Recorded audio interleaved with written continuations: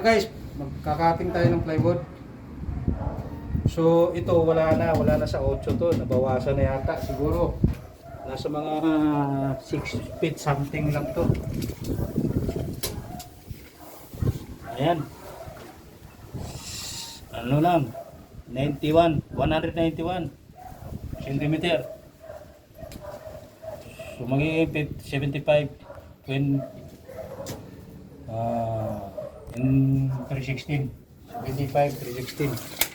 So magkakating tayo ng ano mga guys, ng 14 inches. Total ba 14 inches.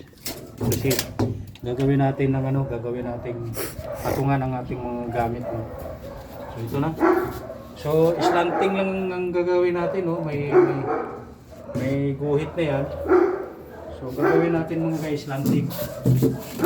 Kasi hindi natin maano, yan ano.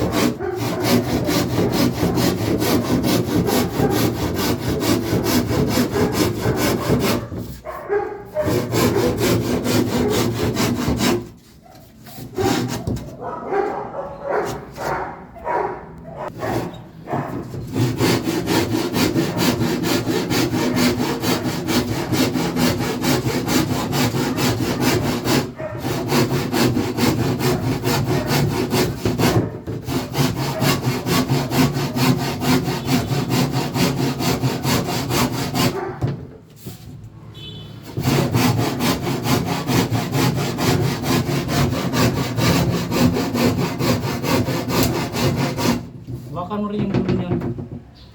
Yan.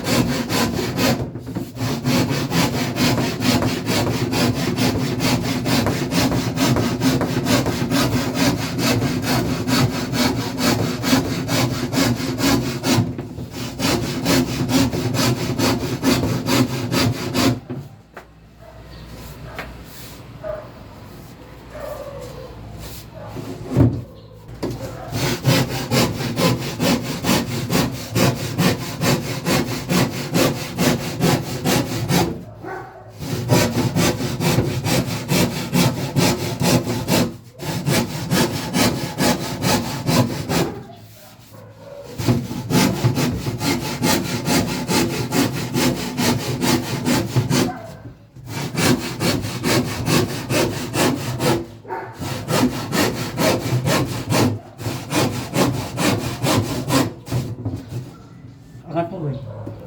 Ito. Yan. Naiipit eh. Parang ganun. At yan.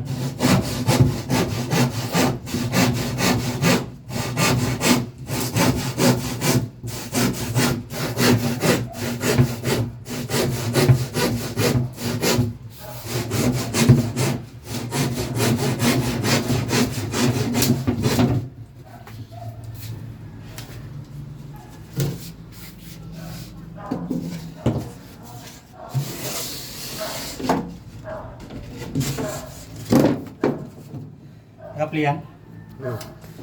Halo mga guys. Lapit. So, lapit ka. Ikukwento ko sa inyo mga guys, itong lagari ko is 20 years. Year of 20, 2000 year. Simula, no? Nakita nyo mga guys, may signature pa yan, no? Nakikita ba? Ha? Yan. Nabura na yung ano, pintel pin. Pero yun, hindi mabubura mga guys. Doon. So, nakikita nyo mga guys, simula nung umpisa hanggang sa natapos natin, paglalagari, hindi tayo huminto. So, ito yung tinatawag na finishing. Finishing. Ito, ngipin ito. Pang finishing to mga guys. Nakita naman ninyo yung kanyang talim. Tingnan nyo mga guys. Wala masyado ano yan. Kahit titingnan nyo sa camera, ayun. Titingnan, doon ka. Titingnan mo sa camera. Walang ka ano yan. Kumbaga, dire-diretso yung kanyang kuhan.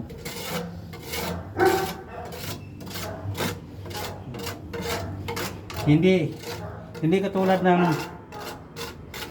ibang lagari, pag hindi finishing, nasisira yung plywood.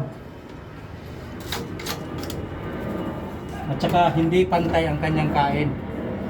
Yan, simpleng ngipin lang to ng lagari, ng may karpinterong hinog. Yan ang pang finishing. Pero mayroon din tawag na slanting, tsaka yung patag, yung sinasabi. Iba rin kain nun. Hindi manipis, ito manipis. Yan. Yun, pwedeng pang wrap yun. Ito hindi naman pwedeng ilagari mo ito sa mga kahoy na katulad ng nyug. Hindi po pwede ito. Kasi pang finishing lang po ito. Gagamit ka sa mga lagari ng pang wrap, ibang ngipin ang gagamitin mo, hindi ito.